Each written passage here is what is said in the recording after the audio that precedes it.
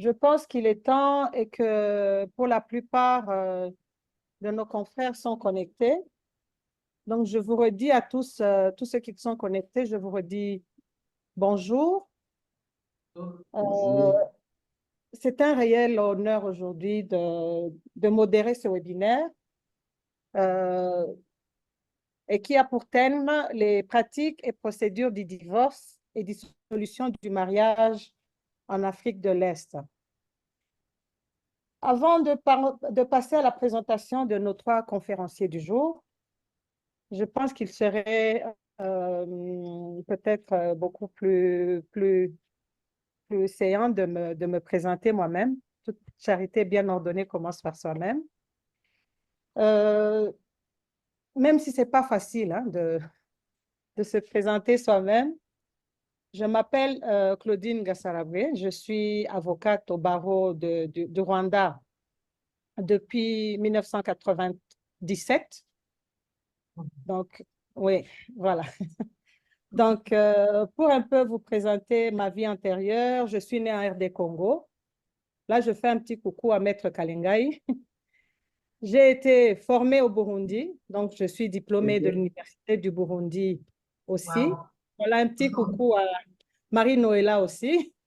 Et là, ma vie professionnelle en tant qu'avocate s'est déroulée et se déroule jusqu'aujourd'hui au Rwanda. Donc, je suis un peu de la sous-région, la CEPGL, ou bien de l'Afrique de l'Est. Bon, donc pour vous dire brièvement comment s'est passée ma carrière, disons, d'avocate.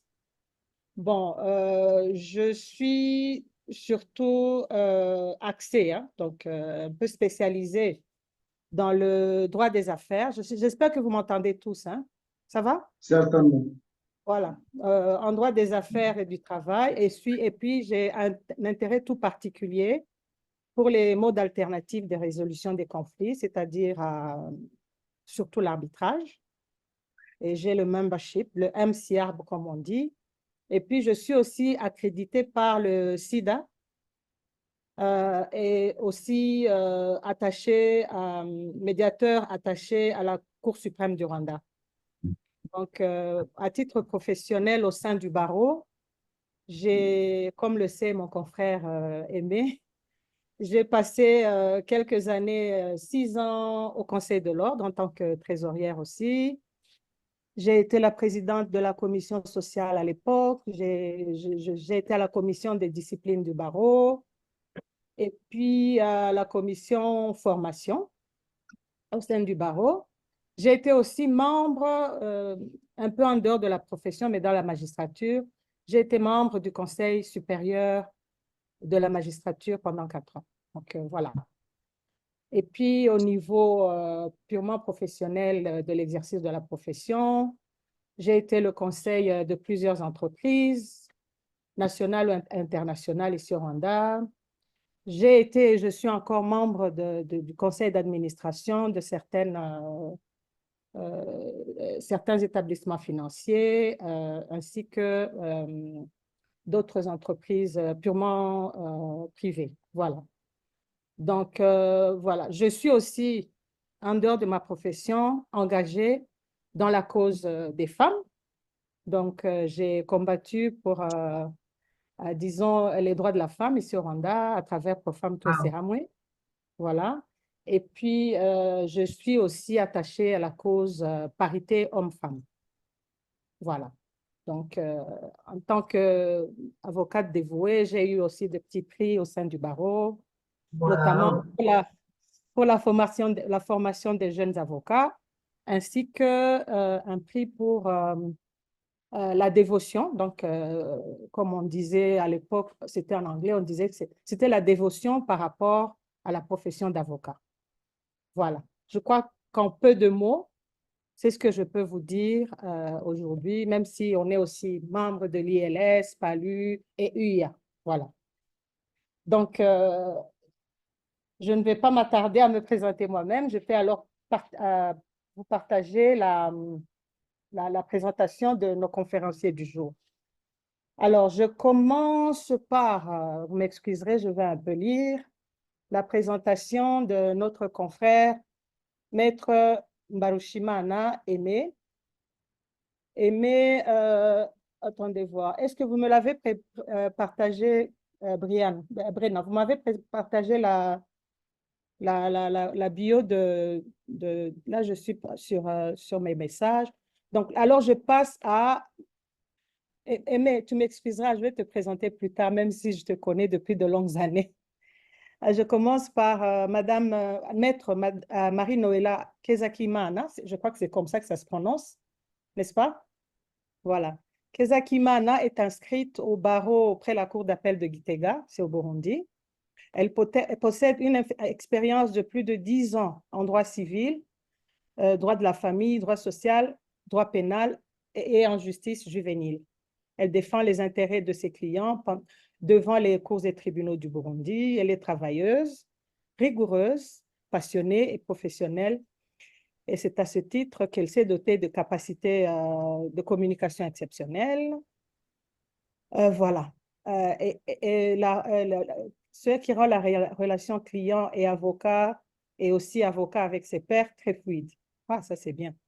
Marie-Noëlla, consoeur, assure aussi une veille juridique afin d'être à jour sur les changements et innovations dans l'arsenal juridique dans son pays, le Burundi. Voilà. Alors, maître philologue, ah, ça c'est la première fois que je croise ce prénom, maître philologue Kalengai Mukadi, je crois que j'ai bien prononcé aussi. Il est avocat près du barreau du Haut-Katanga. Il œuvre au sein du cabinet qui s'appelle Mbayo Kianzula, qui est l'actuel doyen du barreau du barreau du Haut-Katanga. Il est chercheur en droit de l'environnement et il est aussi président de la fondation Golgotha. Voilà. Je crois que c'est ce qui m'a été donné comme présentation de notre confrère. Alors, Aimé, Maître Aimé, je pense qu'il est avocat depuis bientôt, je crois, 18 ans. Aimé, voilà. Ouais, depuis 18 ans 2008. au barreau du Rwanda. Maître Aimé est détenteur de 2 masters, je crois, Business Law. Je dis ça de mémoire, hein, Business Law et droit de l'arbitrage aussi, n'est-ce pas? Voilà, Maître Aimé a aussi participé et œuvre toujours à la formation de nos confrères rwandais et jeunes confrères. Maître Aimé a aussi une prédilection dans l'arbitrage et la médiation, qui est un peu comme moi, même s'il est beaucoup plus outillé en termes de diplôme. Alors voilà, Maître Aimé est aussi considéré comme un avocat bien établi sur la place ici à Kigali. Voilà, Aimé. Et là, je pense que après cette brève présentation, je pourrais peut-être passer en revue, je ne sais pas si on a le temps, en attendant que d'autres se joignent à nous, passer en revue le programme de ce jour. Brenna, je pense qu'il a été octroyé à chaque participant 20 minutes de présentation, n'est-ce pas? Alors, nous commencerons par Maître Aimé Barushimana qui va nous parler des pratiques et procédures du divorce et de la dissolution du mariage au Rwanda. Puis nous passerons la parole à Maître Marie-Noëlla Kezakimana qui va nous entretenir sur les mêmes procédures et pratiques au Burundi. Et enfin, la séance des présentations sera clôturée par Maître philologue Kalengai qui va nous exposer sa présentation sur les pratiques et procédures du divorce en RDC, République démocratique du Congo. Et j'espère vraiment que ce timing de 20 minutes par présentateur sera respecté.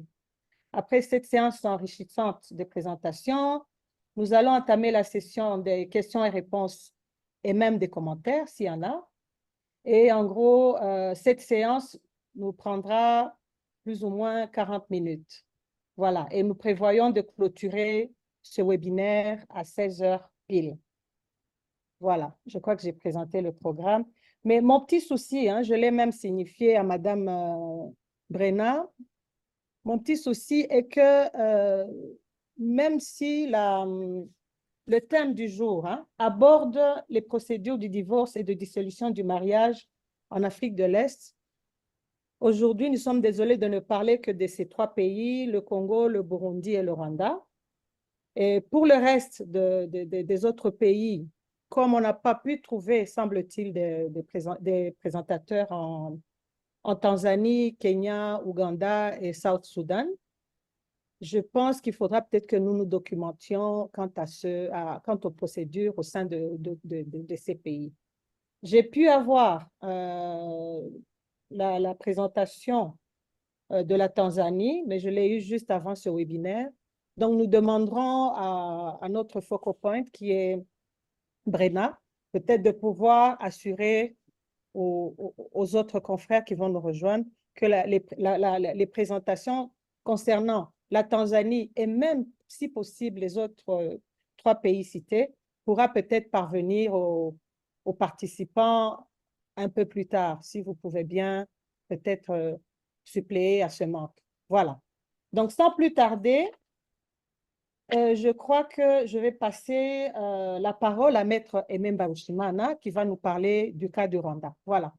J'ai été un peu longue, vous m'excuserez, mais voilà, la parole est à vous. Maître Aimé.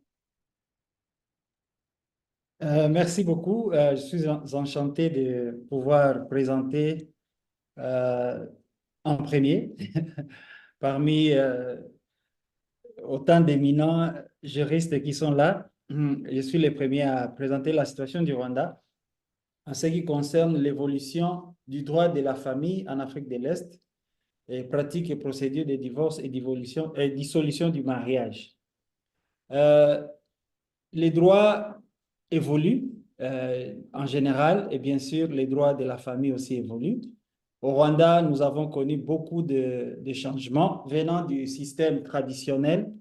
On a connu une étape où on avait été régi par des lois de la colonie congo-belge, mais aussi après, le Rwanda s'est procuré une loi. Aujourd'hui, le Rwanda, en matière de familles, en matière de personnes et de familles, le Rwanda est régi par la loi numéro 32/2016 du 28 août 2016. Cette loi, c'est la loi des bases. Bien sûr, nous avons d'autres lois qu'on ne peut pas ignorer, la loi régissant les successions, notamment.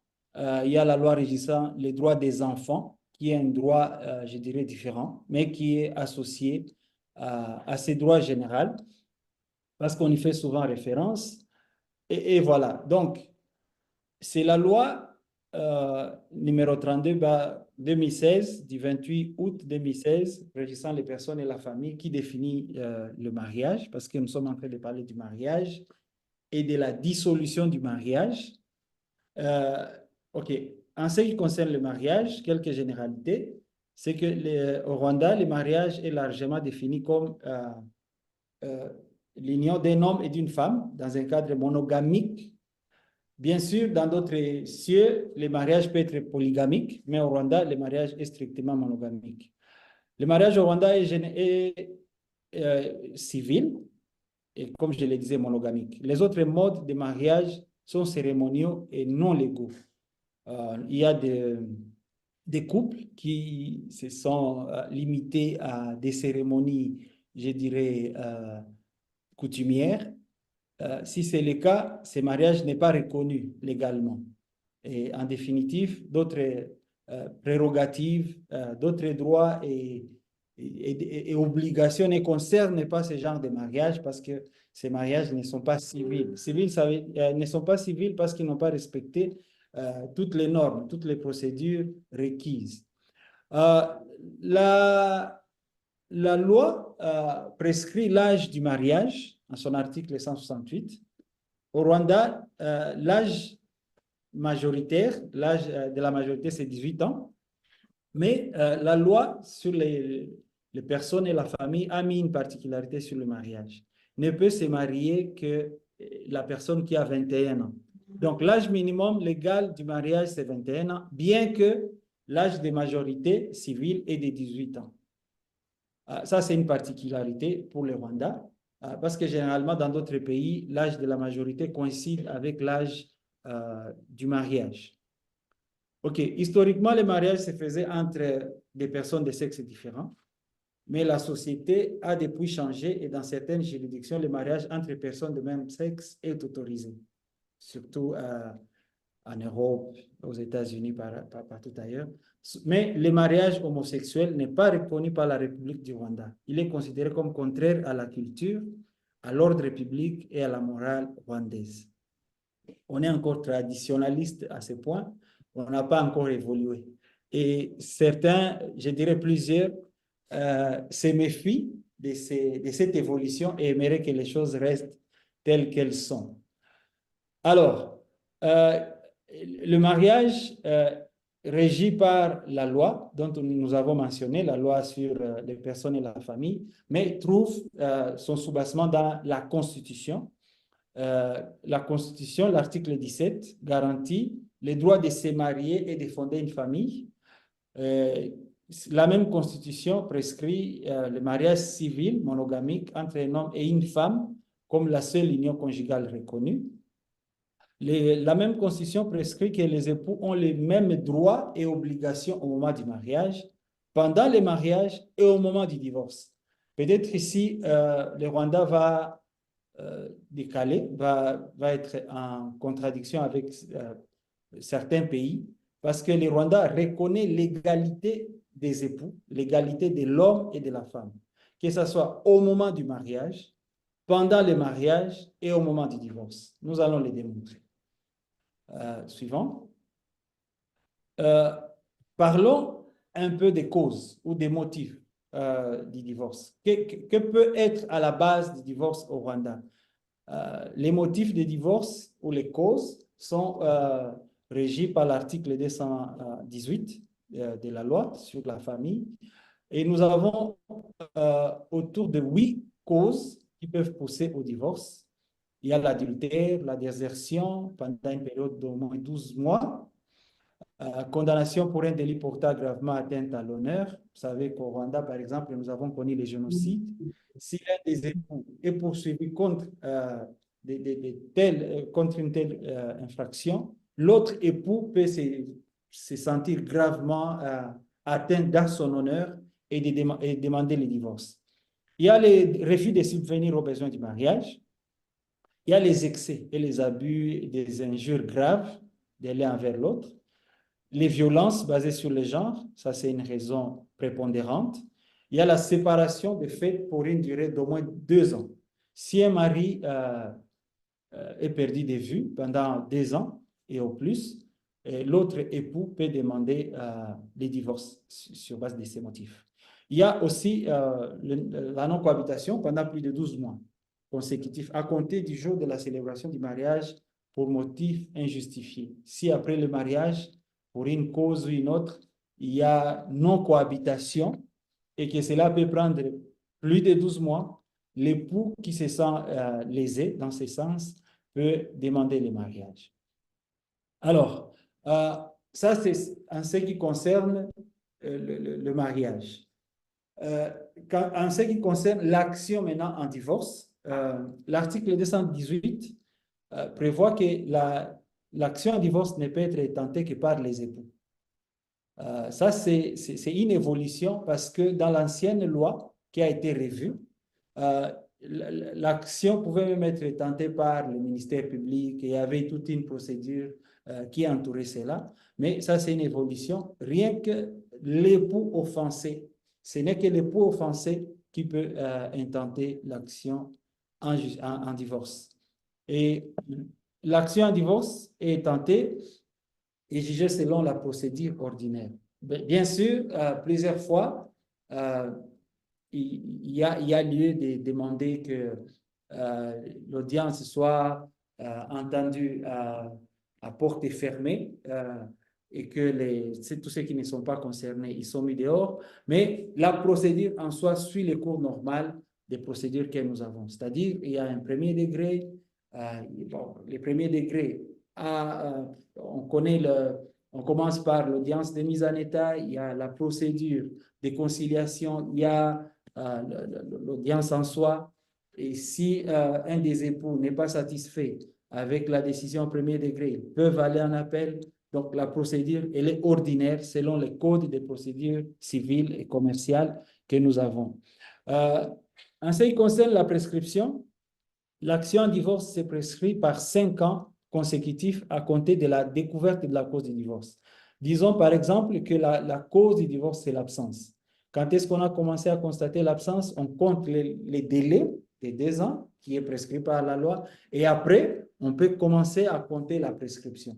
Si, disons que la cause serait l'absence, comme je l'ai dit, et que la personne réapparaît après 10 ans, bon, alors, la prescription peut compter et c'est 5 ans consécutifs à compter de la découverte de la cause du divorce. Si c'est l'adultère, tu ne peux pas te prévaloir de cette cause 5 ans après le temps que tu avais de poursuivre cette action. Si tu ne le fais pas, la prescription risque d'arrêter toute chose. À part ces 8 raisons que nous avons évoquées, la jurisprudence rwandaise a évolué vers quelque chose que nous appelons divorce comme remède. Divorce comme remède, pourquoi? Parce qu'il y a des situations là où il est peut-être difficile de prouver l'infidélité comme cause, ou bien les violences, mais il s'avère que les époux sont dans une situation difficile de cohabitation. Alors, il y a une affaire, il y a un dossier qui est devenu célèbre, c'est l'affaire Kachelewa contre Nyirarukundo. Ici, le juge a fondé sa décision sur les écrits d'Alain Duels, qui est un doctrinaire français, qui a déclaré dans son livre Le droit du divorce qu'en accordant le divorce, un juge ne doit pas seulement examiner si l'un des époux a violé son obligation résultant du mariage, mais plutôt considérer l'échec de la cohabitation entre mari et femme que le mariage était censé établir.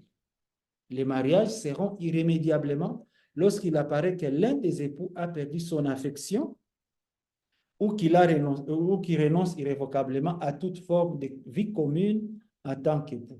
Nous savons que l'objet du mariage, c'est la cohabitation, mais s'il s'avère que cette cohabitation devient difficile à maintenir, les juges peuvent accorder le divorce.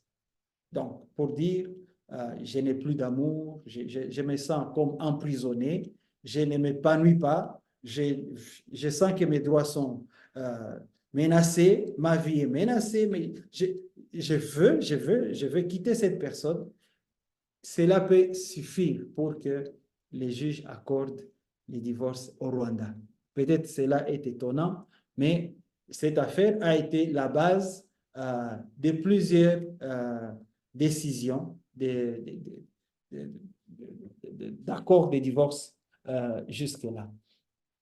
Ok, je ne peux pas continuer sans vous présenter la situation et vous présenter quelques chiffres que nous avons. Au Rwanda, nous avons des rapports des cours et tribunaux chaque année et même les services des statistiques nous offrent des chiffres et je voulais vous en partager aussi pendant cette présentation.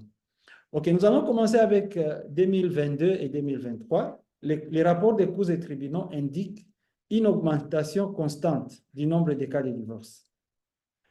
Si nous commençons par l'année 2016, au Rwanda, il n'y avait que 21 demandes de divorce toute l'année 2016. Dans tous les tribunaux de base du Rwanda, il y a eu seulement 21 demandes de divorce. Mais ce nombre est passé à 69 en 2017, donc il y a un accroissement, à 1311 en 2018. En 2019, on en était à 8941 demandes. Donc, il y a 8941 couples qui ont obtenu le divorce selon l'Institut national des statistiques. Ici, il ne s'agit pas de demandes de divorce, mais de divorces sanctionnés, acceptés par les tribunaux. 8941. C'est un nombre exagéré par rapport à notre à la densité ou bien au nombre de couples que nous avons au pays. Ce nombre aussi, le nombre de demandes de divorce a augmenté de 3213 en 2020 et les rapports des cours des tribunaux a montré qu'en 2021-2022, le Rwanda a enregistré un total de 3322 demandes. Et c'est une projection parce que, on le voit quand on visite les cours des tribunaux. Il y a il y a des juridictions qui ont consacré des jours appropriés pour connaître des cas de divorce. Et, et c'est énorme. C'est énorme parce que ces nombres continuent à augmenter. Et, et cela résulte à un changement notable dans la société. Maintenant, on commence à voir beaucoup de couples divorcés et cela n'est pas, bon, je dirais que cela n'est pas une bonne chose. OK, qu'en est-il des sources? OK, environ 80% des demandes de divorce sont intentées par les femmes au Rwanda. Les causes premières, suivant, Brenna, les causes premières, nous allons remarquer, c'est l'adultère, donc l'infidélité. Mais l'adultère vient en deuxième lieu. En premier lieu, il y a la violence basée sur les genres. Donc, il y a beaucoup de cas de violence. Mais à cela, on peut ajouter aussi l'augmentation du divorce, du taux de divorce qui est attribué à la modernité. Il y a une prise de conscience croissante des droits individuels. Il y a un écart par rapport aux croyances traditionnelles, parce qu'avant, au Rwanda, il était facile que la famille de la fille accepte son départ chez son mari, parce que j'ai essayé de mettre ça. Il y a un dicton, on dit, mais Nico Zuba, quoi. Et c'est comme ça que il n'y a pas Naziba, Nazida Komana Mahembe. Si vous vivez ensemble, il y aura toujours des occasions où vous pouvez ne pas vous entendre. Mais il y a un écart. Il y a un écart par rapport à ces croyances. La société évolue. On n'adhère plus à ces croyances. On veut évoluer. Et voilà. Donc, l'évolution vers la valorisation, l'épanouissement personnel, la recherche du bonheur, tout ceci encourage les individus à demander le divorce comme moyen d'échapper à des relations insatisfaisantes. On l'a dit, vous avez vu même avec notre jurisprudence au Rwanda, le manque d'amour, le manque d'affection peut suffire pour que vous puissiez obtenir les divorces. On peut évoluer. Brenna? OK. Bref, j'ai parlé de la procédure un peu, mais je peux donner quelques chiffres en ce qui concerne les délais. Au Rwanda, une instance de divorce peut prendre généralement entre 12 et 15 mois. Et après 15 mois, le jugement final pourra être obtenu. Ici, je considère aussi la possibilité d'appel et tous les recours possibles. Mais pour ce qui concerne la procédure en soi, chaque couple qui demande le divorce doit connaître 2 séances de conciliation.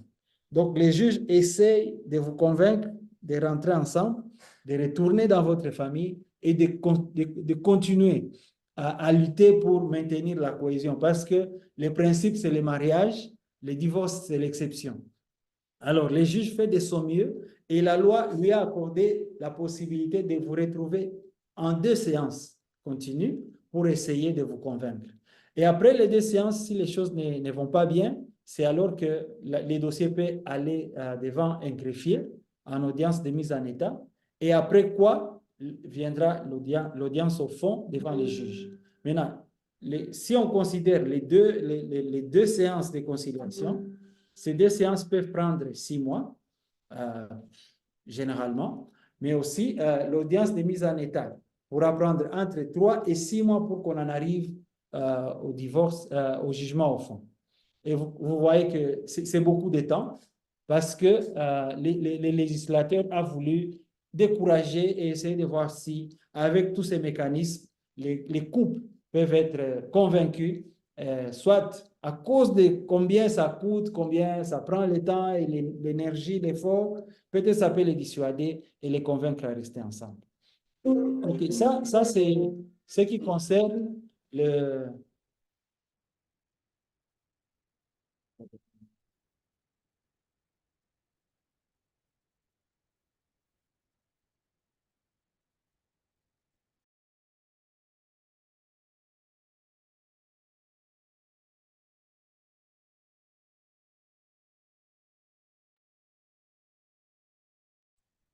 Oui, Brenna, je crois qu'on a perdu le confrère là. Et je sais pas, je crois Je il est pense que hors. Ah, c'est bon, merci. je Allez-y. m'excuse. Il y a une interruption, je m'excuse. OK. Ok. On parlait des chiffres. Euh, on en finissait avec les divorces, proprement dit. Essayons de voir un peu les divorces par consentement mutuel. Les divorces par consentement mutuel est régi par l'article 229 de notre code. Ici, c'est les époux qui conviennent, qui se mettent ensemble et ils s'entendent à comment mettre fin à leur union et ils établissent les droits et les devoirs qu'ils ont à respecter, qu'il s'agisse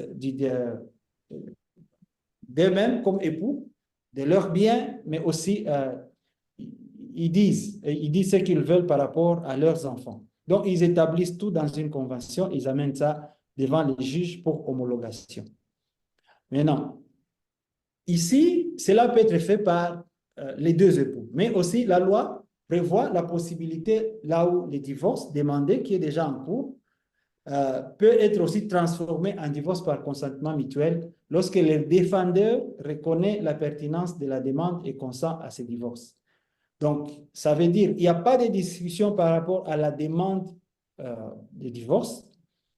Le défendeur est d'accord avec la partie demanderesse. Ils s'entendent par rapport à l'objet de la cause, qui est le divorce, mais ils se mettent ensemble maintenant pour s'entendre pour ce qui concerne les enfants, pour ce qui concerne les biens et tous les droits qui suivent. Donc, c'est une possibilité pour essayer d'alléger et créer moins de dégâts en ce qui concerne cette procédure.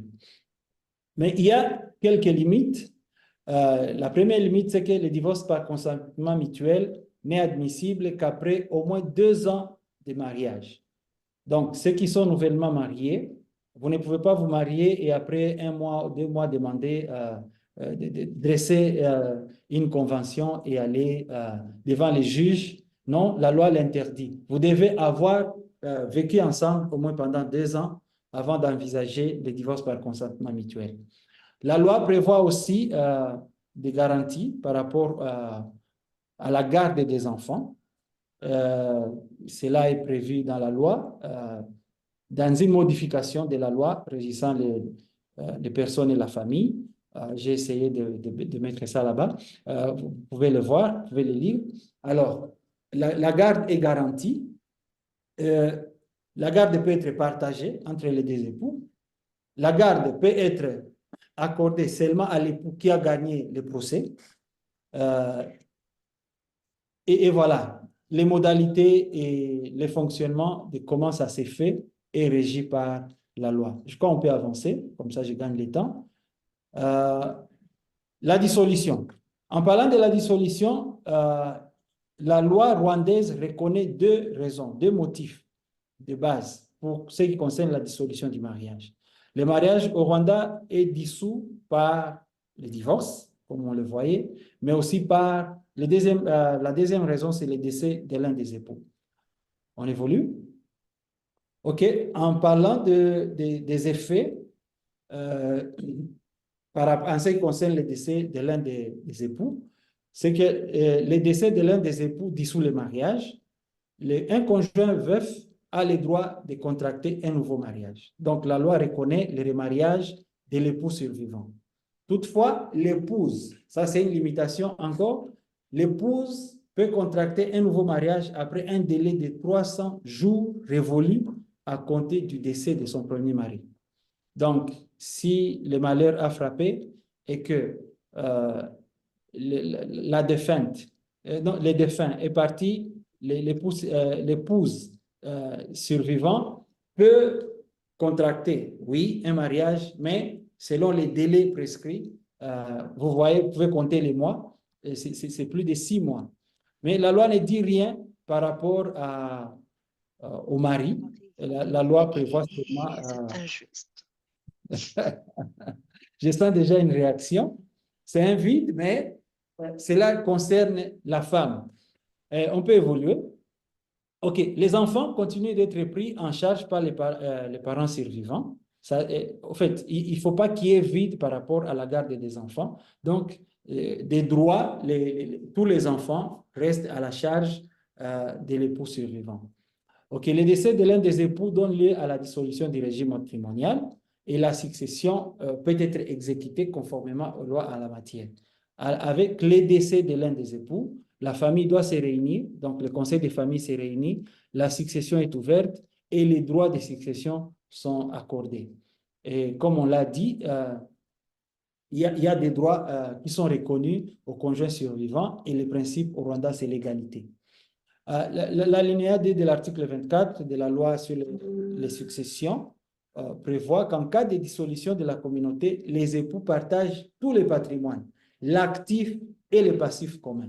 Donc, c'est le principe de base. Cela est régi par la loi sur la famille, mais on le voit aussi renchéri, le principe est renchéri dans la loi régissant les successions. Et les époux partagent tous les patrimoines, qu'il s'agisse de l'actif et qu'il s'agisse aussi des actifs communs et du passif commun. On peut évoluer. OK? J'étends vers la fin de ma présentation. Je vais vous parler de quelques innovations, quelques nouveautés que nous avons avec la loi. Une première nouveauté, c'est qu'il y a des discussions, il y a un projet de loi qui est déjà qui a été déposé aux instances habilitées, qui prépare quelque chose qui va peut-être révolutionner les droits de la famille au Rwanda en ce qui concerne le mariage et les divorces. C'est que la nouvelle loi concerne les affaires familiales et suggère que les tribunaux puissent ordonner aux époux de recevoir des parts inégales d'actifs et de passifs pendant la procédure de divorce, particulièrement si le mariage a duré moins de 5 ans. Parce qu'il a été observé qu'on aurait un taux élevé de divorce parce qu'il y a des gens qui se marient et qui visent les biens de l'époux bien bâti, bien assis. Donc, le partenaire intervient, entre dans le mariage, pas avec souci de construire et de bâtir la famille, mais avec souci de se marier après quelques petits moments, demander le divorce, parce que, sous-entendu, il va recevoir 50% des biens de son conjoint. Alors, ceci est envisagé et si la loi passe, sûrement ça va apporter une révolution. Un autre changement, l'autre slide, s'il te plaît. L'autre changement, c'est par rapport à la procédure. Au Rwanda, jusque-là, seuls les juges des tribunaux de base connaissent du divorce. Donc, il n'y a pas moyen de procéder par les modes alternatifs de résolution des conflits. Aujourd'hui, il y a des discussions au niveau de la Cour suprême et d'autres instances, parce que le Rwanda, depuis je pense, 2021, a une nouvelle politique en ce qui concerne la médiation. Donc, la médiation évolue vraiment à une grande vitesse et des discussions sont en cours pour que la médiation puisse aussi aller dans ces domaines dont on est en train de discuter et on pense introduire la médiation familiale. Comme des médiateurs comme Madame Claudine qui nous a modéré ces jours. Prochainement, nous pensons qu'ils seront habilités à entendre des cas et faire la médiation et même aller jusqu'à décider, à aider les familles à se séparer avec moins de dégâts, parce que des fois, quand ça se passe devant les cours des tribunaux, ça laisse beaucoup de dommages. Alors, il y a des discussions pour introduire la médiation familiale et on considère cela aussi comme une révolution qui s'annonce. Et bien sûr, il y a beaucoup d'autres. Je ne pouvais pas être à mesure de tout réunir pour les besoins de la cause, mais je pense que à ce niveau, je peux m'arrêter avec ça et vous remercier. Je vous remercie beaucoup. Merci de m'avoir choisi. Au Rwanda, il y a beaucoup d'éminents juristes qui pouvaient faire ce que je viens de faire, Et je vous remercie et je suis à l'écoute et prêt pour répondre aux questions s'il y en a et nous renchérir nous tous. Merci beaucoup. Merci, Maître Aimé, pour votre présentation très détaillée. Même si le temps imparti n'était pas assez suffisant, nous avons quand même pu cerner certaines parties. Bon, bien entendu, nous vous remercions aussi pour votre disponibilité, bien qu'il y ait beaucoup d'éminents juristes, comme vous l'avez dit, mais la disponibilité étant aussi une bonne chose pour la communauté est-africaine, surtout notre communauté de juristes. Voilà. Bon, sans plus tarder, je pense, je ne sais pas si je peux résumer, étant donné que le temps qui nous est imparti est vraiment minime. Maître Aimé a parlé des généralités sur le mariage d'abord, la définition, les motifs du divorce, la jurisprudence, les statistiques, la procédure devant les tribunaux. Il a mis un accent particulier aussi sur la conciliation hein, en 2 séances devant le juge du tribunal de base. Il s'est aussi attardé sur le divorce par consentement mutuel, les motifs ainsi que les conditions. Et il a parlé aussi il a mis un accent particulier sur la garde des enfants, dont une partie de la loi a été modifiée en 2020, si je ne m'abuse. Il nous a aussi parlé, j'ai vu aussi, j'ai entendu une petite réaction de la part de notre consoeur, je crois Marie-Noëlla, en ce qui concerne le délai de viduité. Le délai de viduité étant le délai de 300 jours pour lequel il est demandé à l'épouse, après un divorce, que l'épouse devrait passer pour pouvoir se remarier. Alors, quelle est la ratio légis de ces 300 jours de ce délai de viduité? Est-ce injuste? Peut-être qu'on pourra en débattre plus tard dans les discussions. Voilà, je vais maintenant passer la parole à notre estimée consoeur, Maître Noëlla, pour nous faire part du cas du Burundi en matière de divorce et de dissolution du mariage. Voilà, la parole est à vous, Maître Noëlla. Merci, Maître Claudine. Chers confrères panélistes, chers invités qui nous suivent en ligne, bon après-midi.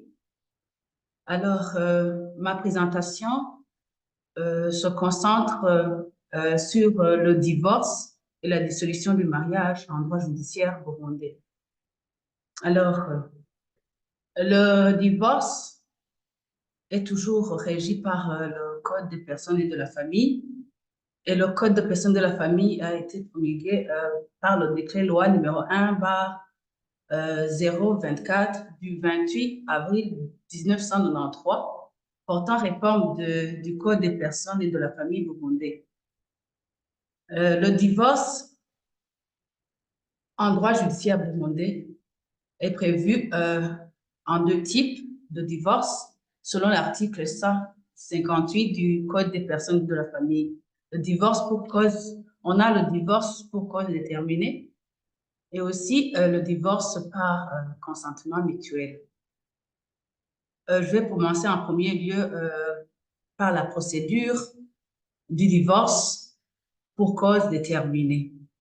Donc, les motifs pour divorce, les motifs du divorce actuellement reconnus sont l'adultère, les excès, les sévices, les injures graves, mais aussi la condamnation de l'un des époux pour un fait qui entache l'honneur. La dissolution du mariage, il faut reconnaître que c'est un processus judiciaire qui met fin aux droits maritaux et ainsi que responsabilité maritale entre les époux. Alors, la procédure de divorce pour cause déterminée commence en premier lieu, ici au Burundi, par une réunion de conseil de famille. Donc, l'époux demandeur doit en premier lieu provoquer une réunion groupant les époux et leurs conseils familial respectifs. Cette réunion doit être sanctionnée par un PV. En deuxième lieu, depuis janvier 2021, il est réinstitué sur toute l'étendue de la République du Burundi une réunion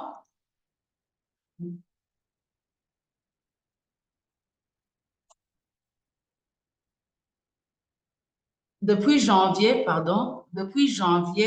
2021, il est réinstitué sur toute l'étendue de la République du Burundi, au niveau de la colline ou quartier, un conseil de notables qui a une mission spéciale de conciliation des parties sur toutes les affaires civiles de la compétence des tribunaux de résidence. Alors, après le conseil de famille, l'époux demandeur porte l'affaire devant le conseil des notables en vue d'une tentative de conciliation des parties en litige. Alors, le conseil de notables, après avoir entendu les parties et après avoir conseillé les parties en vue d'une conciliation, dresse un PV de conciliation ou de non-conciliation. Les parties, donc les époux, doivent être signifiés de la décision.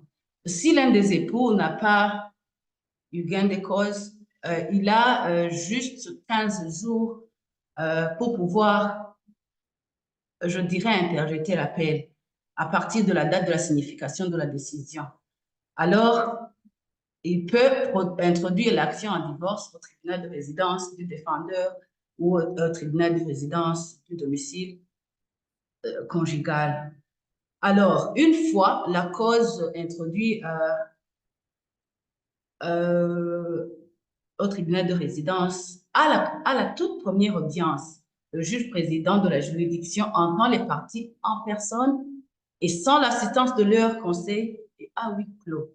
Cela est prévu par l'article 164 du Code des personnes et de la famille burundais.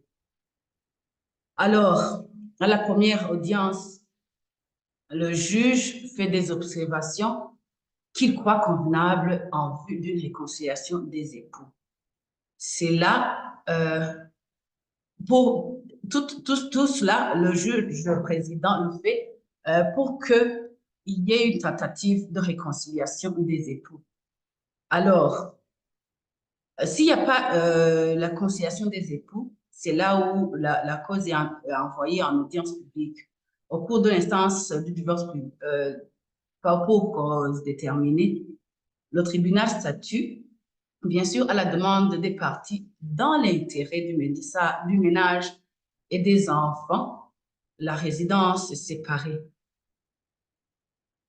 Aussi, le tribunal peut statuer à la demande de l'un des parties ou bien des époux qui n'a pas de ressources suffisantes, les provisions alimentaires que l'autre époux est tenu de lui verser. Et aussi, eu égard aux intérêts supérieurs des enfants mineurs, le juge ordonne tous ou certains d'entre eux pour qu'ils soient confiés à la garde soit du père, ou soit de la mère, ou soit d'une personne tierce. Aussi, à la demande de l'un des époux, le tribunal peut ordonner toute mesure conservatoire de ses droits. Par exemple, le tribunal peut ordonner que les scellés soient apposés sur les biens personnels de l'un des deux. Toutes ces décisions, elles sont provisoirement exécutoires parce que ça va aussi dans l'intérêt du ménage, aussi des enfants. Alors, si le divorce est obtenu par défaut, premièrement, le dispositif de jugement doit être inséré au bulletin officiel du Burundi, selon l'article 168 du Code des personnes et de la famille burundais. Ou bien s'il a été signifié à personne, le délai d'opposition est de 15 jours pour ceux qui résident au Burundi, et le délai de 30 jours pour intenter une opposition il est accordé pour ceux qui vivent à l'étranger. Alors, comme fin de non-recevoir contre l'action en divorce, le Code de Burundi reconnaît que l'action en divorce peut s'éteindre par principalement quatre causes. D'abord, la première cause, c'est la réconciliation des époux peut éteindre l'action en divorce. En second lieu, le décès de l'un des conjoints. Le prononcé aussi, en troisième lieu, le prononcé du divorce voulait en force de choses jugées. Et en dernier lieu, l'absence. L'absence aussi est une source de fin de non-recevoir contre l'action en divorce. Alors, comme effet du divorce pour cause déterminée, je dirais qu'il y a principalement du côté par rapport aux époux, les effets sont au nombre de 3. L'époux contre lequel le divorce a été prononcé perd tous les avantages que l'autre époux ou la famille de ce dernier lui avait fait par le contrat de mariage ou par acte ultérieur. En deuxième lieu, l'époux qui a obtenu le divorce conserve tous les avantages à lui fait, encore qu'ils aient été stipulés réciproque et que la réciprocité n'ait pas eu lieu. En troisième lieu, si l'époux qui a obtenu le divorce n'a pas les ressources suffisantes, le tribunal lui accorde d'abord un établissement sur les biens de l'autre époux et aussi la pension alimentaire. Il faut noter que la pension alimentaire est toujours calculée en fonction des besoins, en premier lieu, du créancier, et aussi en fonction de la fortune du débiteur. Mais en tout état de cause, la pension alimentaire ne peut excéder un tiers des revenus du débiteur. Bien sûr, si le créancier n'a pas la garde des enfants. Concernant la dissolution par rapport aux enfants issus du mariage, d'abord, pour l'intérêt supérieur des enfants, mineurs communs, le tribunal ordonne que tous ou certains d'entre eux soient confiés soit à la garde du père, soit à la garde de la mère, ou bien à une tierce personne. Mais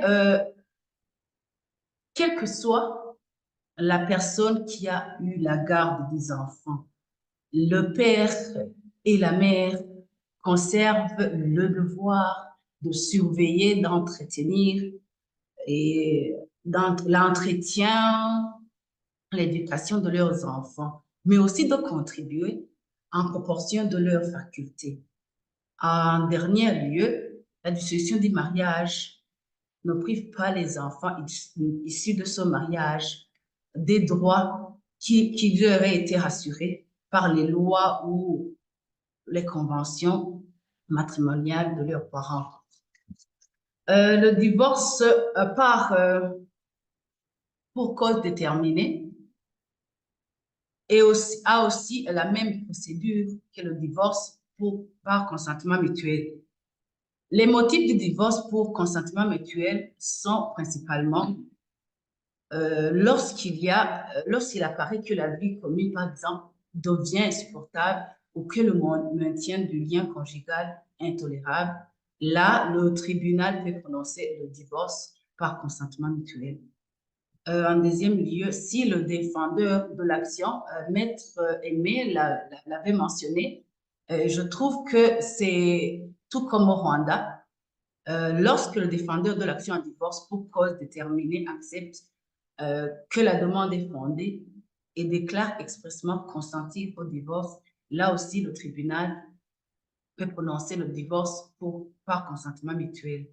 Mais pour ce faire, le divorce par consentement mutuel prend la même procédure que le divorce pour cause déterminée.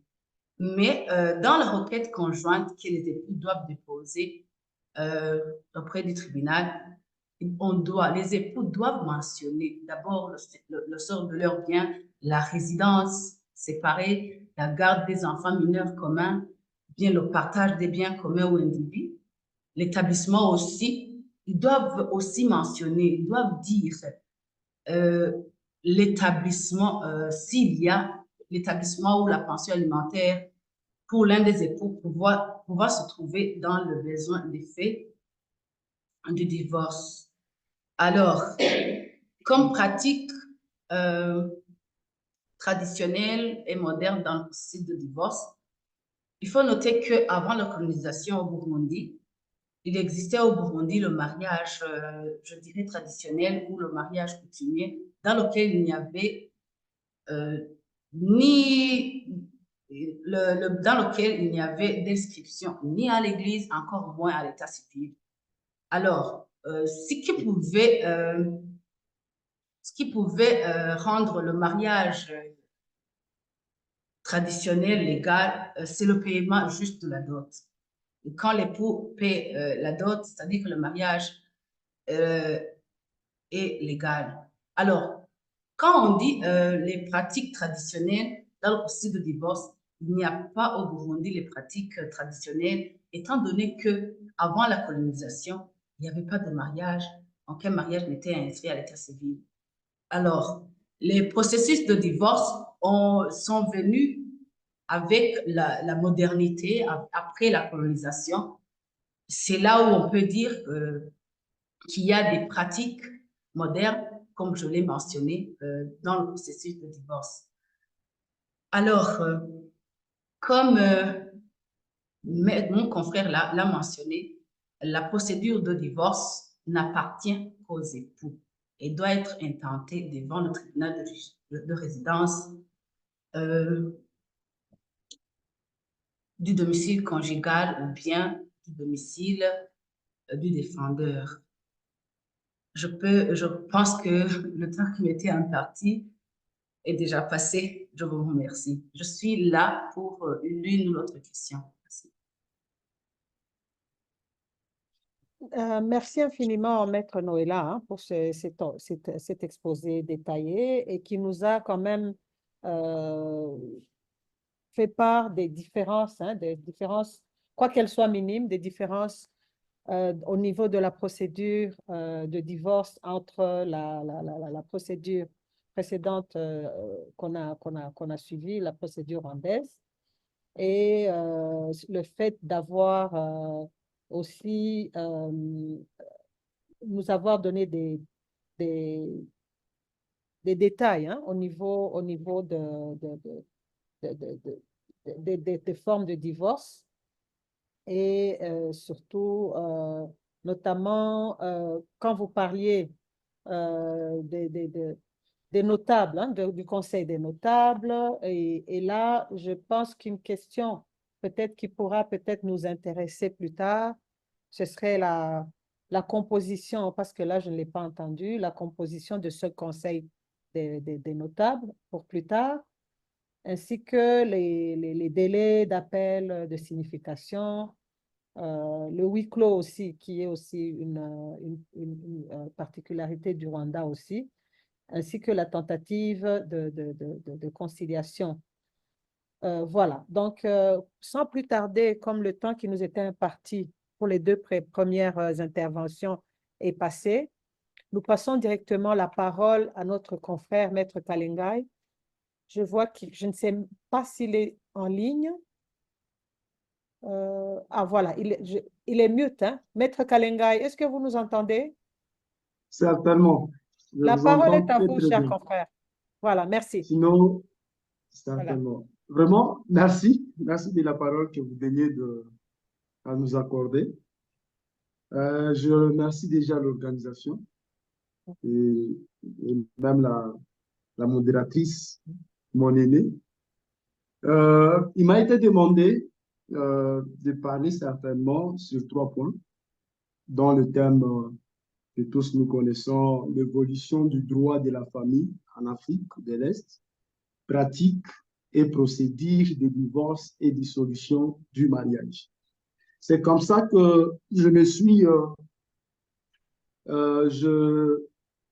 je programmais ou je planifiais à 3 volets, dont je vais vous parler de motifs en vigueur en soi et aussi de motifs traditionnels, puis à la fin donner la divergence entre les nouvelles formes de rupture et aussi le motif de divorce sur la faute.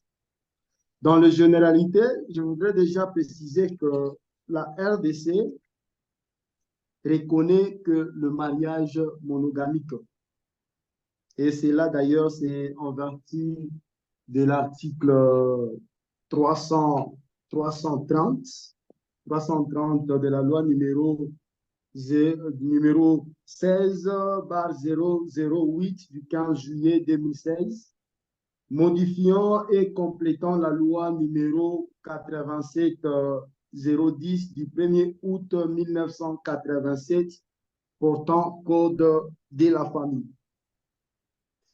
Le cause de dissolution du mariage ici chez nous, certainement également, cela est prévu par l'article 539 qui prévoit certains, je crois, il y en a 539 d'ailleurs, acceptés. Dans les minutes, je crois que ça ira. Je peux même vous donner 539 où il y a la mort de l'un des époux, il y a le divorce et aussi le nouveau mariage du conjoint de l'absent. Le nouveau mariage du conjoint de l'absent. Peut-être certains pourront se poser la question, c'est quoi, c'est ce qui est un absent. Et cette définition d'un absent nous est donnée par l'article 176 205 du Code de la famille. L'absence, ici chez nous, est définie étant l'état d'une personne dont on ignore si réellement elle est morte ou encore elle est vivante. C'est que nous supposons que cette personne vit aussi les temps que la personne a mis. On s'est dit, elle est vivante ou morte. C'est que déjà le nouveau mariage du conjoint de l'absent, il y a aussi la mort et aussi les divorces. Voilà les trois causes que notre loi a prévues pour la dissolution du mariage. S'il faut parler, parce que ici on nous a demandé de vous donner maintenant les causes pour le divorce. En droit congolais, pour que le divorce soit prononcé, il n'y a qu'une seule cause. La destruction irrémédiable de l'union conjugale. La destruction irrémédiable de l'union conjugale. C'est l'unique cause qui fonde à ce que le juge puisse prononcer les divorces. Certainement, il y en a aussi une présomption. Il y a aussi une présomption quand, d'une manière unilatérale, les époux se sont séparés pendant un temps allant jusqu'à 3 ans. Déjà, ces 3 ans-là, ça donne, il y a une présomption. On s'est dit qu'ici, il y a la destruction irrémédiable de l'union conjugale. Et le juge pourra se fonder sur ça pour prononcer les divorces.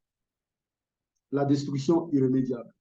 Et peut-être pour les autres aussi pourront se demander c'est quoi la destruction irrémédiable de l'union conjugale. Ici, ce que nous pouvons retenir, c'est que c'est le juge, le juge tire de fait. Dès que le juge tire de fait que ici déjà la sauvegarde du ménage devient impossible, automatiquement, il prononce le divorce. Et c'est même ce que signifie la destruction irrémédiable de l'union conjugale. Je crois, parlant de causes qui fondent à ce que le juge puisse prononcer le divorce. J'ai parlé d'une seule, dans la destruction irrémédiable de l'union conjugale. Le deuxième point, ce sont les motifs traditionnels de divorce, certainement fondés sur la faute. J'aime bien le professeur Kifwabala. Le professeur Kifwabala, parlant de mots traditionnels, il les identifie il les appelle étant non, il parlait du divorce, lui parlait du divorce sanction et aussi il parlait du divorce remède. Merci. Il parlait du divorce sanction, puis encore il parlait du divorce remède. Le divorce remède, c'est ce dont je venais de parler, si haut. Et le divorce sanction, ce sont le trois d'ailleurs points que je vais bientôt là vous étaler, qui fondent le motif traditionnel du divorce. Entre autres, à son temps, à l'époque, il y avait l'adultère, il y avait les excès, il y avait les sévices et enfin aussi les injures graves. L'adultère, les excès et sévices, aussi les injures graves. Parlons de l'adultère. Ici, un seul acte suffisait pour faire aboutir l'action en divorce. Un seul acte. Que ce soit de la part d'abord de la femme. Un seul acte suffisait. Mais concernant l'homme, il fallait que cet acte soit entouré des circonstances de nature à lui imprimer le caractère injurieux. C'est que l'acte simplement suffisait pour la femme pour que l'action en divorce aboutisse. Mais pour la femme, il y avait des conditions. Pour l'homme, il y avait des conditions. Il fallait qu'il y ait un caractère de nature à lui imprimer un caractère injurieux. Ça, c'était dans le mode traditionnel. Aussi, les excès, aussi les sévices. Ici, il s'agissait de violences. Il s'agissait de violences où le mariage est changé en un intérêt de boxe. Un intérêt de boxe. Ici, dès qu'il y a violence, il suffisait simplement, pas seulement que l'homme ou encore la femme, voire même le membre de famille se soulèvent et disent, nous décidons de maintenant que le mariage entre notre fille, c'est fini et c'est fini. Enfin, les injures graves. Ici, globalement, c'était tout manquement grave. Tout manquement grave. Je crois que, bien qu'il y a encore le célibataire, ici, il suffisait simplement que ce soit l'homme, que ce soit la femme, puisse manquer à certains devoirs,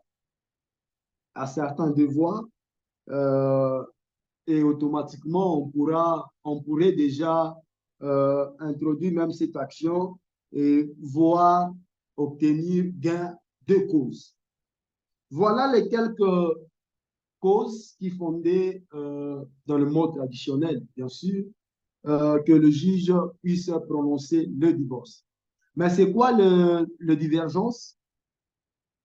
Le divergence, c'est que déjà, avec l'avènement du code de la famille, tel que modifié jusqu'en ces jours, nous avons vu certaines pratiques être bannies par le législateur. Entre autres, ce que je venais de vous dire, que pour la femme, il suffisait qu'un seul acte pour que l'action de divorce puisse aboutir, mais pour l'homme, il y avait plus de conditions. Mais avec l'avènement du nouveau code, du code de la famille tel que modifié jusqu'en ces jours, le législateur,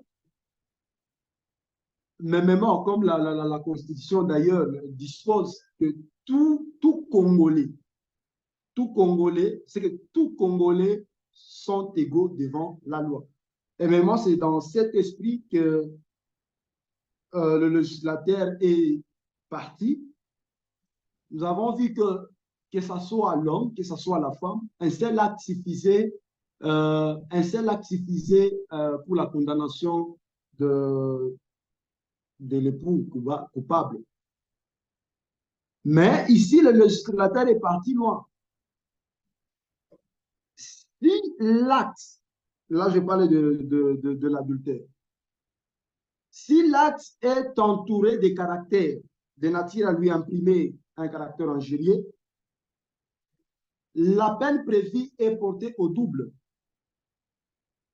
La peine prévue est portée au double.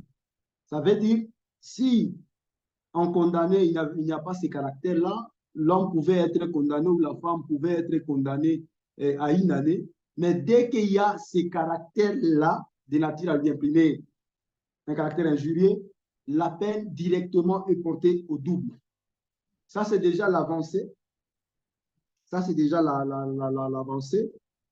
Et aussi, le divorce se remet ici pour que ça soit prononcé préalablement. Préalablement, il faut une plainte de l'un des époux. Ce n'est pas comme à l'époque où qui que ce soit pouvait se lever et aller demander au nom de tel ou tel autre. Mais ici, la loi a obligé qu'il y ait une plainte de l'un des époux, s'estimant préjudicié. Et troisièmement, les conditions socio-économiques, c'est-à-dire ici, vous allez constater que les législateurs se soucient vraiment, ils se soucient de la stabilité de la famille. Pourquoi? Parce que c'est ça même le pivot de la société. Il a élastifié la procédure qui pourra aller jusqu'au-delà de 6 mois. Dans quel objectif? C'est dans l'objectif de voir si réellement les époux pourront tenir à la réconciliation.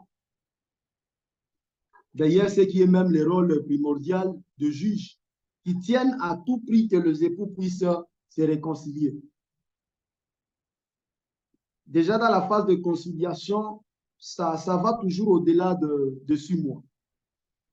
Au-delà de 6 mois, si les époux tiennent au divorce, allez, là déjà, l'affaire sera fixée au tribunal.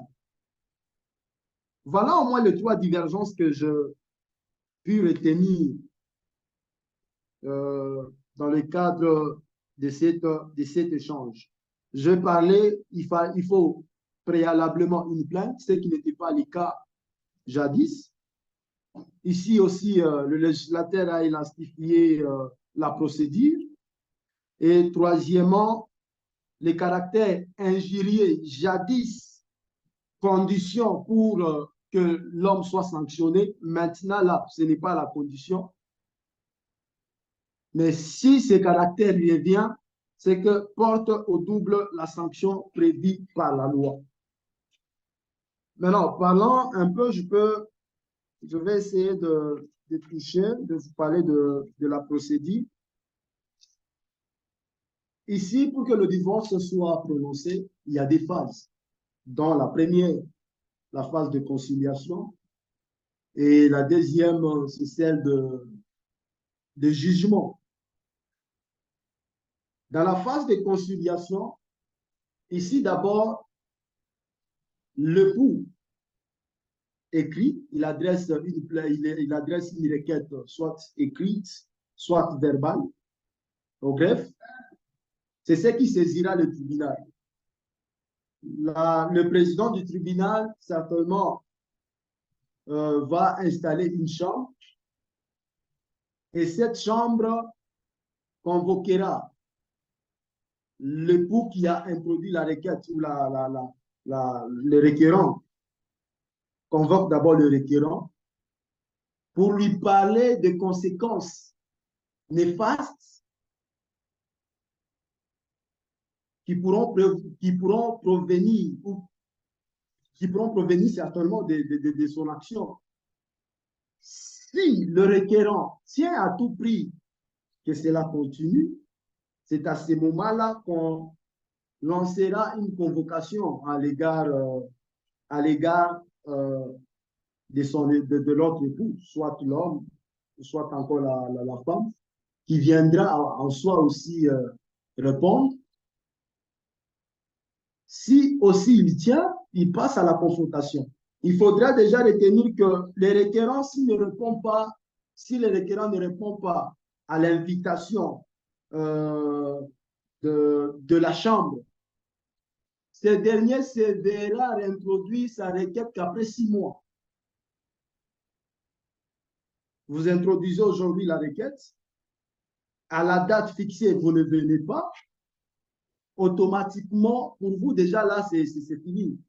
C'est qu'après 6 mois que vous pourrez réintroduire cette requête en divorce. Et après cela, la deuxième phase, c'est la phase de jugement. C'est la phase de jugement. Certainement, s'il y a certaines demandes provisionnelles, voilà le moment où on se prévaut de ça. Et jusqu'à ce qu'il y aura un jugement.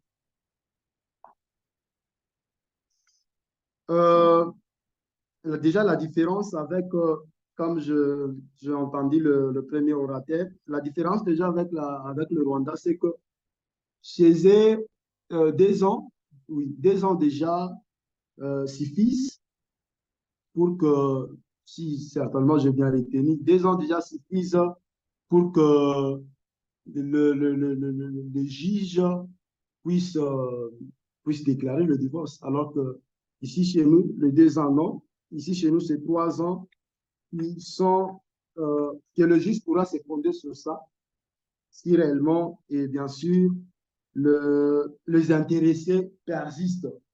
Voilà au moins ce que je vais préparer pour ces jours. Je vais parler de ça, les 3 points de divergence. Sinon, je vous remercie et je suis encore là. S'il y aura certainement des questions pour y répondre. Merci.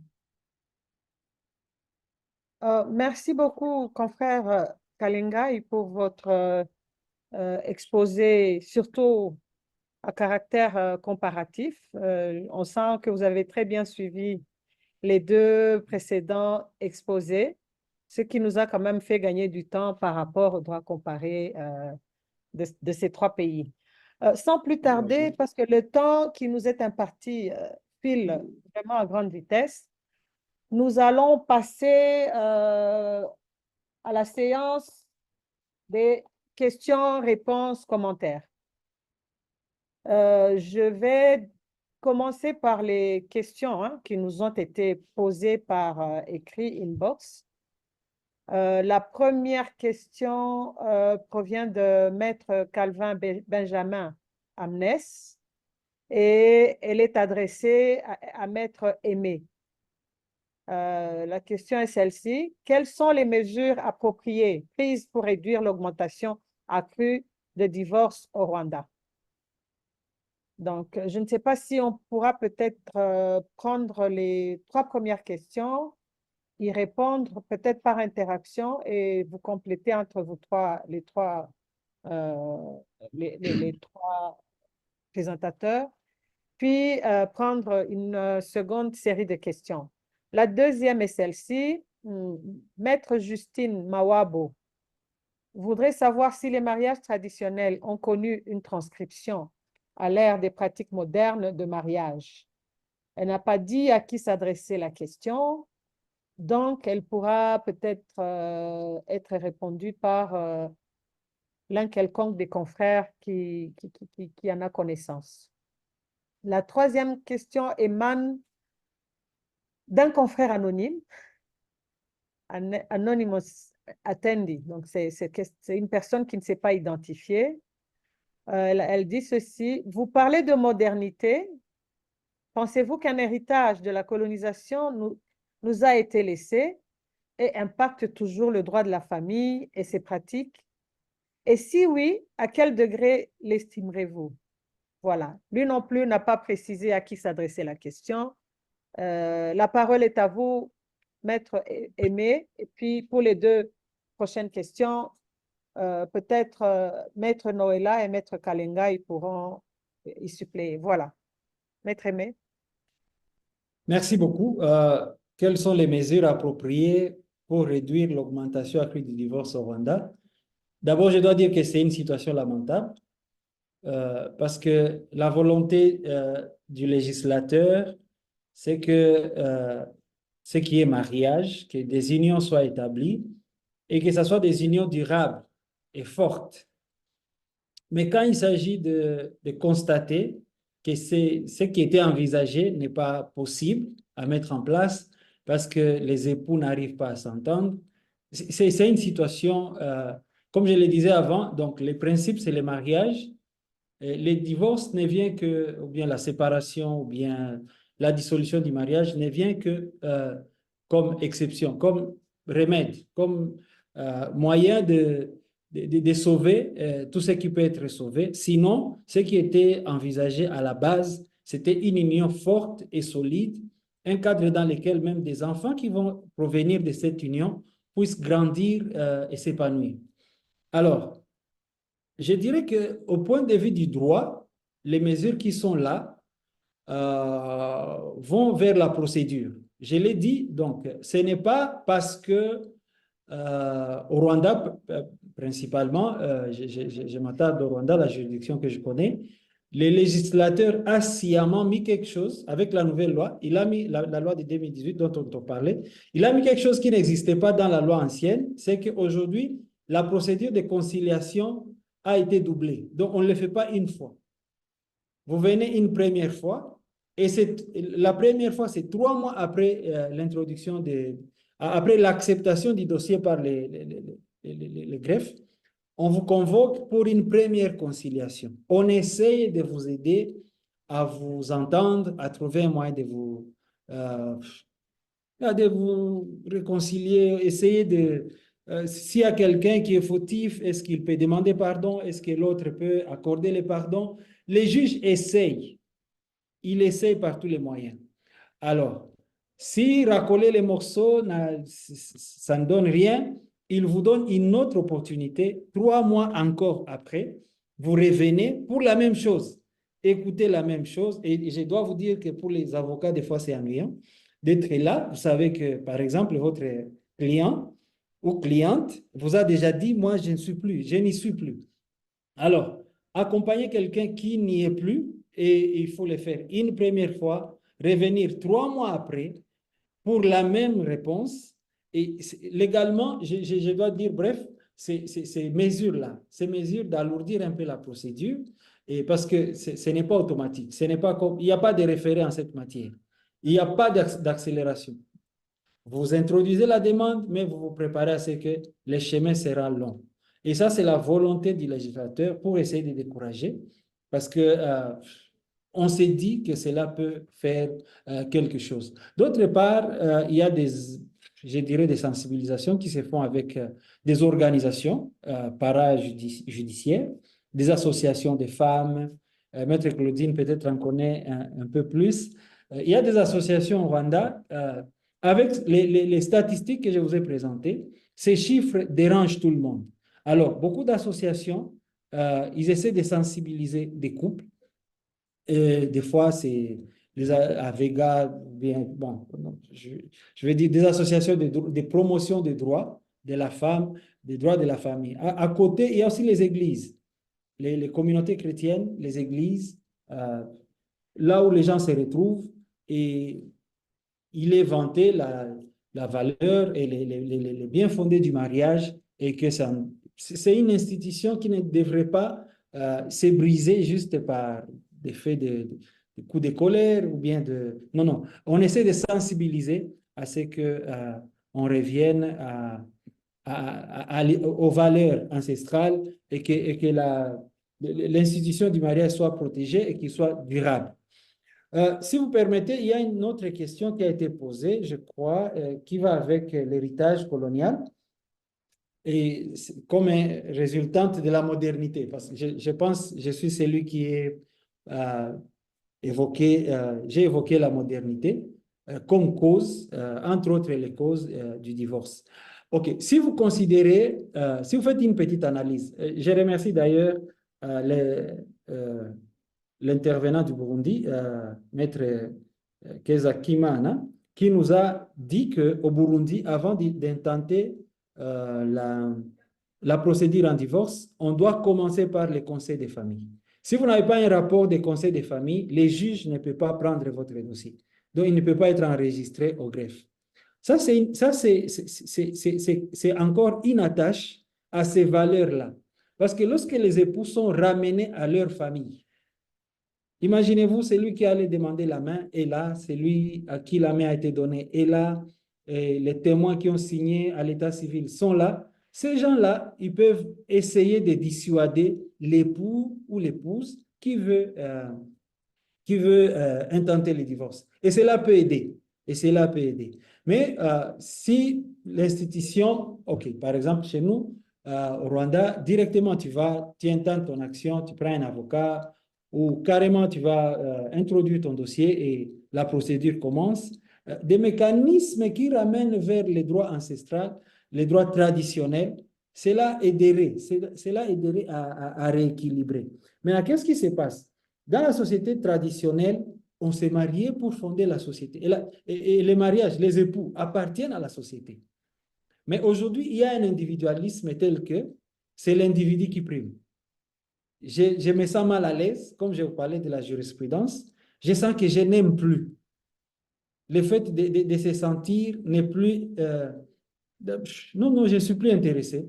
Donc, parce que je ne suis plus intéressé, les droits me suivent et m'accordent les divorces. Tout ça, c'est des résultats de la modernité. Si on peut comparer les sociétés, la société africaine a tendance à se solidifier autour de la famille, autour de la société.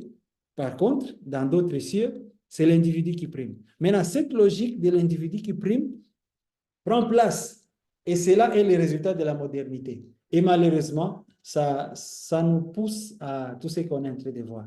Là, on n'a même pas parlé des droits individuels qui vont jusqu'à choisir le sexe qu'on épouse. Si un homme peut choisir à épouser un autre homme, on n'en est pas encore là au Rwanda, bien sûr, mais des cas d'homosexualité existent. Ils sont là, bien que la loi ne donne pas bénédiction à ça. Mais si cela est légiféré et que les gens peuvent aller et à l'église et à l'état civil et se marier étant de même sexe, vous voyez là où on va. Et le soubassement de ça, c'est les droits individuels, c'est la modernité. Je crois que c'est la contribution que je peux apporter. Mais sinon, les droits est fait par les hommes et il y a toujours évolution. Si cela ne tient pas, on pourra peut-être évoluer vers une autre chose selon l'avancée sociale. Je vous remercie. Merci, Maître Aimé, pour cette réponse qui touche aussi également à la modernité dont vous parliez. Je me réfère aussi à votre exposé. Selon les statistiques, vous disiez que la plupart des cas de divorce, disons des parties, des conjoints qui vont intenter des actions au niveau des tribunaux, ce sont des femmes. Donc, c'est-à-dire, si je lis ce point au vôtre où vous parlez de modernité, c'est-à-dire que vous voyez vous-même la responsabilité où elle réside. C'est peut-être une sorte de revanche de la part des femmes qui ont été longtemps lésées et qui ont toujours été touchées par des injustices au niveau des ménages. Je n'en sais rien. Je ne vais pas y aller, disons, parce que moi-même, je suis de la vieille école, hein, donc je suis vieille. On voudrait plutôt entendre les jeunes. Non, excusez-moi, moi j'ai 33 ans de mariage, donc je n'ai rien à apprendre aux jeunes d'aujourd'hui en qualité de modernité, si vous voulez bien. Donc, je vais passer la parole à Maître Noëlla Kezakimana, parce que je pense que la question il y a eu une précision de Maître Justine Mawabo qui a proposé la question sur la transcription des mariages. Elle a bel et bien dit que c'était par rapport à la loi burundaise. Donc, la question vous est adressée, Maître Noëlla. Si je peux la répéter, elle voudrait savoir si les mariages traditionnels ont connu une transcription à l'ère des pratiques modernes de mariage. Voilà. La parole est à vous. Vous êtes en mute, hein? Mute.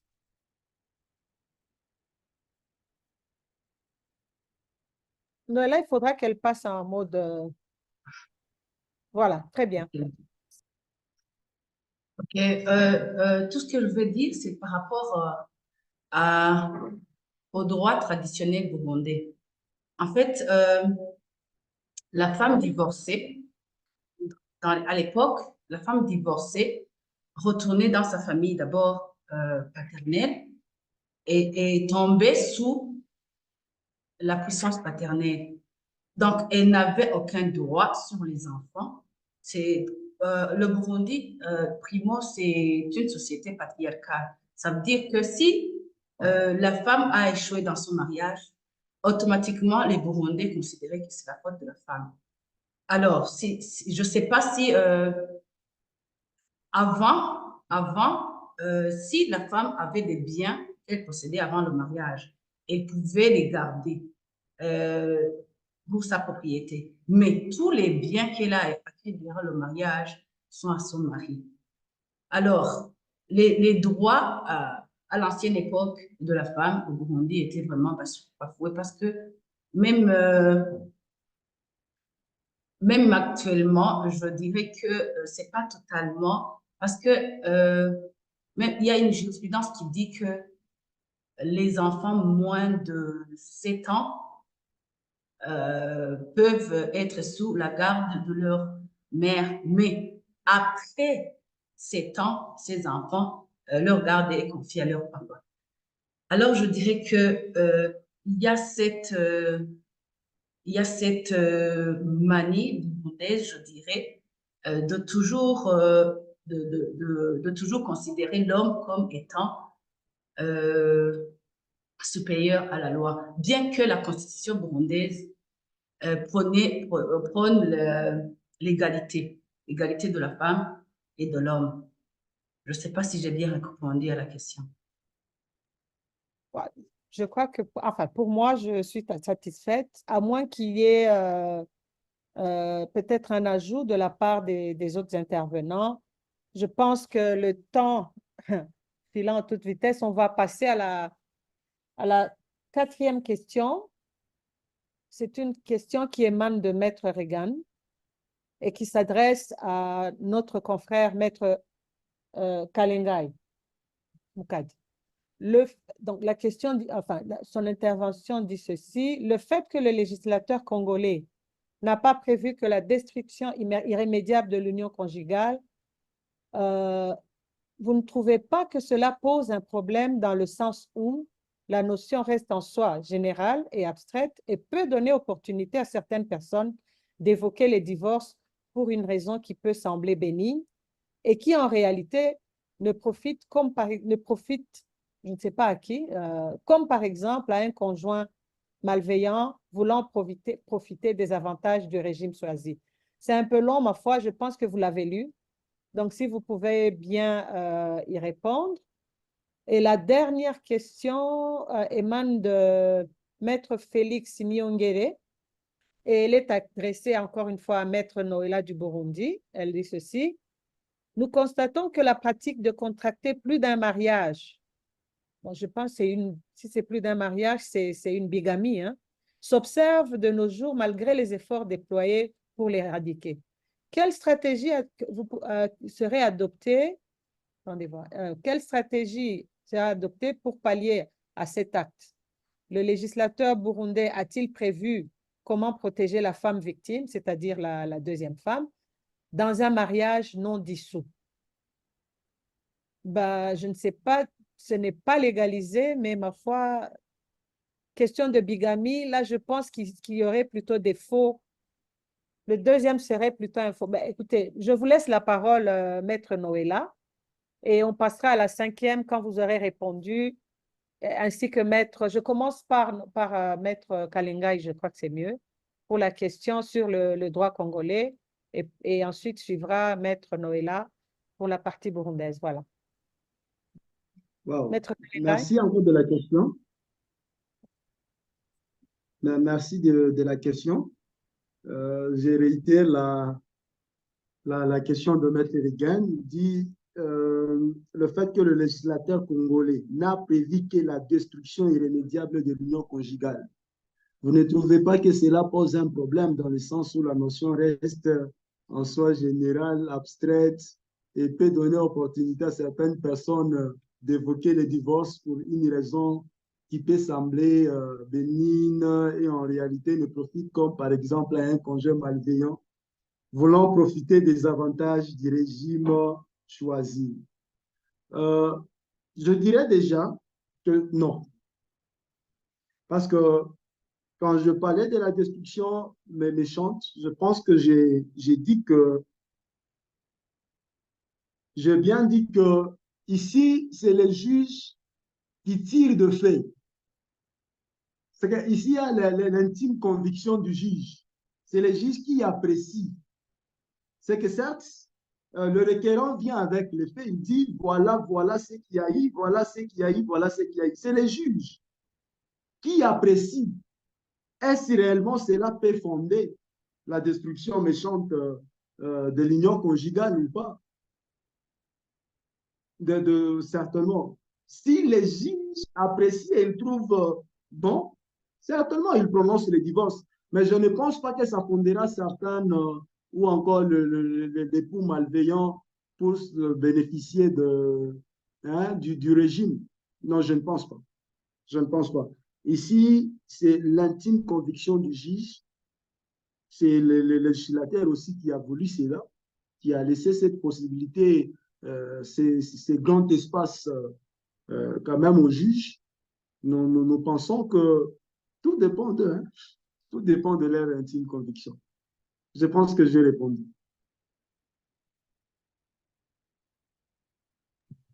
Merci beaucoup, Maître Kalingai. Nous allons passer à la question suivante qui provient de Maître Sadat. Il parle des préoccupations qui vont à l'égard du confrère du Rwanda. Bon. L'union ou le mariage coutumier, tel qu'évoqué dans l'exposé, produit-il des effets juridiques à l'égard des supposés époux? Ça, c'est ça la première question. Et la deuxième question est celle de savoir si on peut regrouper les unions coutumières dans le même carcan que le concubinage. Si oui, que dit la loi du Rwanda en ce qui concerne les effets de droit lorsque les concubins manifestent leur volonté de se séparer? Ah, il y en a une troisième aussi, et qui dit que sur le plan pratique, en ce qui concerne le délai de viduité, j'en ai parlé tout à l'heure aussi, avez-vous eu des cas où la famille d'une défunte a vu son action en opposition au niveau du mariage, du veuf, de leur fille admise? Là, la dernière partie, je ne l'ai pas très bien comprise, mais ma foi, les trois questions sont adressées aux confrères Aimé. Donc, sans tarder, on passe la parole à Maître Noëlla du Burundi pour qu'elle nous parle de la bigamie ou du mariage conclu 2 fois consécutivement. Voilà. Maître Noëlla.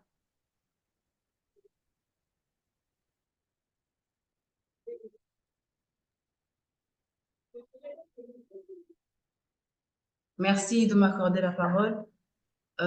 Pour moi, la stratégie adoptée pour pallier à cet acte de bigamie serait en premier lieu la publication des bancs électroniques sur toute l'étendue du pays, mais aussi faudrait qu'il y ait une sensibilisation pour que ceux qui veulent se marier, il y ait des recherches sur la vie intérieure du futur mari ou épouse. Voilà, pour moi, c'est ça. la publication des bans électroniques sur toute l'étendue du pays. La deuxième question est de comment le législateur burundais a-t-il prévu comment protéger la femme victime? La femme victime ne peut pas être protégée parce que si elle est la seconde épouse, donc le deuxième mariage doit être annulé sur le champ. Alors, si il y a des enfants dans le second mariage, là, le législateur protège les enfants. Les enfants doivent être reconnus par leur père, mais pas le mariage de leur mère. Merci. Merci beaucoup, chère Noéla. Je ne sais pas s'il y a des ajouts, mais je crois que les questions continuent d'affluer, hein. Donc, on passe d'abord la parole à Maître Aimé et puis on prendra si le temps nous le permet, nous prendrons aussi une dernière série de questions parce que là, en ce moment, il ne nous reste que 14 minutes sur le temps qui nous est imparti. Voilà, Maître Aimé, à vous. Merci beaucoup.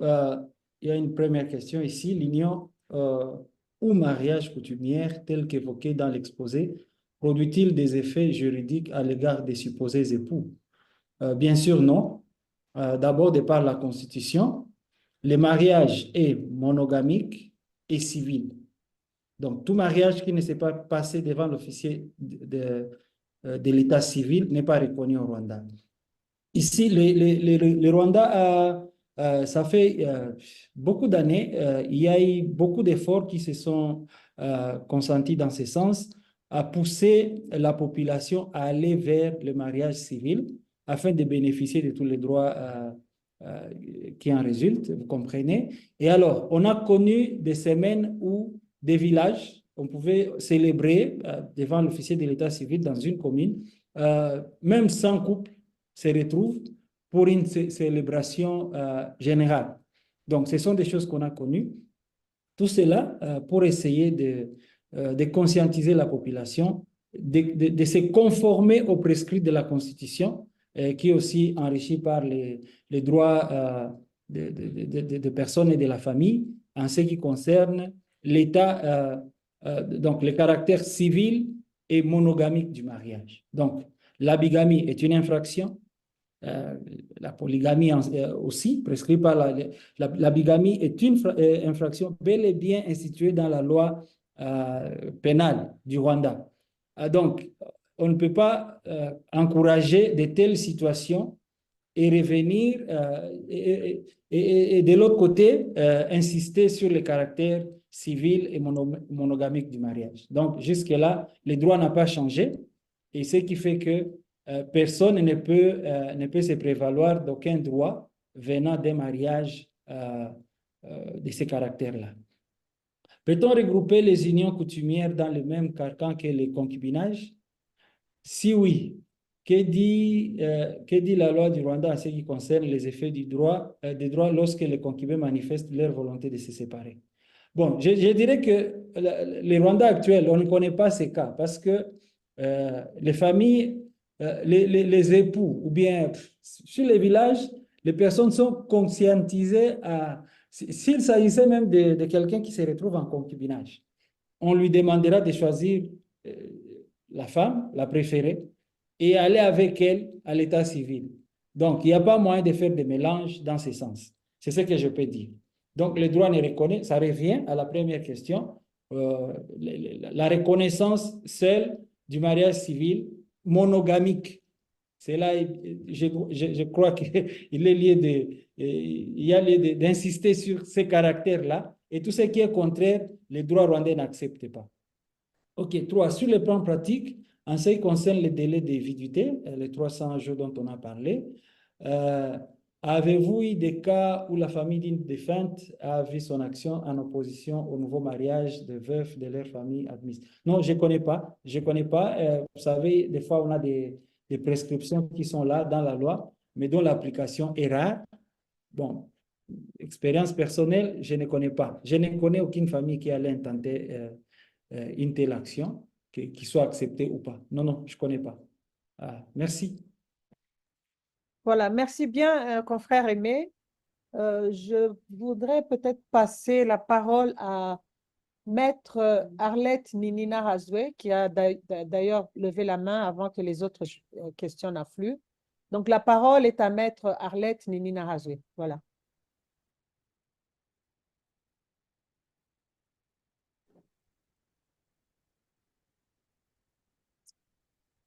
Je pense qu'on ne l'entend pas. Est-ce qu'elle est...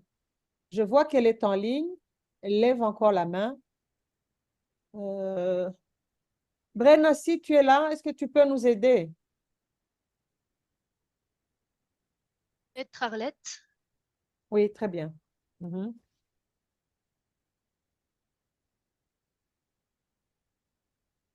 Je sais pas, elle parle pas. Mhm.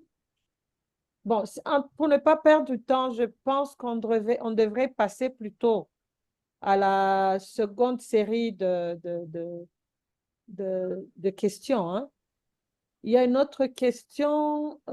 Maître Justine. Ah, voilà, elle est là. Maître Arlette? Oui, bonjour. Oui, bonjour. La parole est à vous. Bonjour à tout le monde. Merci de m'accorder la parole. Moi, je voudrais poser la question à Maître Noëlla. Pourquoi le législateur burundais n'a pas prévu dans la pratique, en ce qui concerne euh, l'égalité des hommes et des femmes, dans la pratique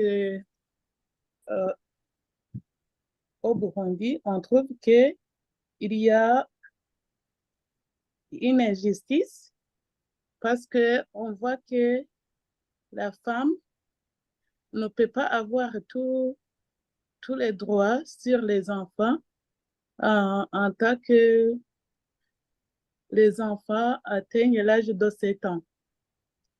Mais on constate qu'il y a une injustice parce que l'homme, quand il, quand il est défaillant, on trouve que on peut accorder que les enfants peuvent rester chez l'homme, mais la femme n'a pas le droit de garder sur les enfants. Ça, alors, je trouve qu'il y a une injustice. Je, je demande à Maître Noëlla de me répondre. Merci. Merci. Je ne sais pas si je vais la répondre directement. Merci, Arlette. En fait, le législateur burundais a prévu la protection des droits et des femmes, des femmes et des enfants. À l'article 13 de la Constitution burundaise stipule que tous les Burundais sont égaux en droit, ils ont les mêmes droits, les mêmes devoirs et la même dignité. Ce qui est interdit aux hommes est aussi interdit aux femmes. Cela étant, la femme est égale à l'homme en droit et devant la loi. Ce que j'ai dit dans mon exposé, c'est la jurisprudence. La jurisprudence, telle que définie jusqu'à nos jours, c'est que les enfants mineurs de moins de 7 ans, dans la pratique, restent chez leur maman, mais après 7 ans, elles vont vivre, ou bien ils vont vivre chez leur père, parce que le Burundi, c'est une société patriarcale. Et dans notre cas, dans la pratique, il y a un dossier que j'ai suivi. Le tribunal avait accordé la garde des enfants à leur mère, mais qu'à l'âge de 7 ans, ces enfants devraient aller vivre chez leur père. Il faut noter que les enfants, ce ne sont pas des voitures, ce ne sont pas des maisons. Dans l'exécution de cet dispositif de jugement, les enfants avaient eu l'un 10 ans et l'autre 9 ans. Alors, le père est venu réclamer la garde des enfants tel que stipulé dans le jugement de divorce. Mais ça n'a pas été le cas parce que le juge président qui devait exécuter le jugement, il a fait une audience, il a fait un entretien avec les enfants. Les enfants ont refusé carrément.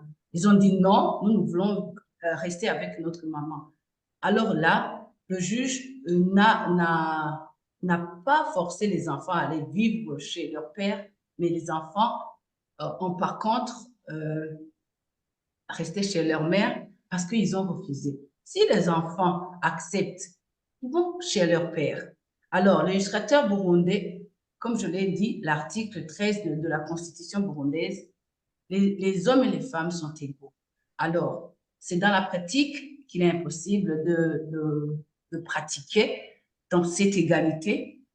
Cela aussi dépend des enfants auxquels le jugement doit être exécuté. Je ne sais pas si j'ai bien répondu, mais sinon, le législateur prône l'égalité des femmes et des hommes en droit judiciaire. Merci. Merci Noëlla. Très rapidement, il nous reste 4 minutes. Je ne sais pas si le confrère Kalenga il va pouvoir, parce que je crois que les deux lui sont adressés. Une première question dit ceci, qui vient de Maître Fred Fiston du barreau du Rwanda. Il voudrait savoir si au Congo, ils ont des régimes matrimoniaux. Sinon, que se passe-t-il au moment du divorce? Comment se passe le partage des biens au moment du divorce? Et enfin, une autre question vient encore de Maître Justine Mawabo, qui dit que les lois en matière de mariage n'ayant pas connu une uniformisation dans l'Afrique de l'Est, que faire au cas où les prétendants au mariage se trouvent sous l'empire de différentes lois? Par exemple, au Congo, l'âge autorisé est de 18 ans, alors qu'au Rwanda, c'est 21 ans. Cela voudrait-il dire tout simplement que le Rwandais de 21 ans qui aime une Congolaise de 18 ans ne pourrait pas se marier, même en faisant son union au Congo? Voilà. Ces deux questions sont adressées à Maître Kalengai. Je ne sais pas s'il est encore en ligne. Maître Kalengai? Merci. Merci de la question. Voilà, ces deux questions.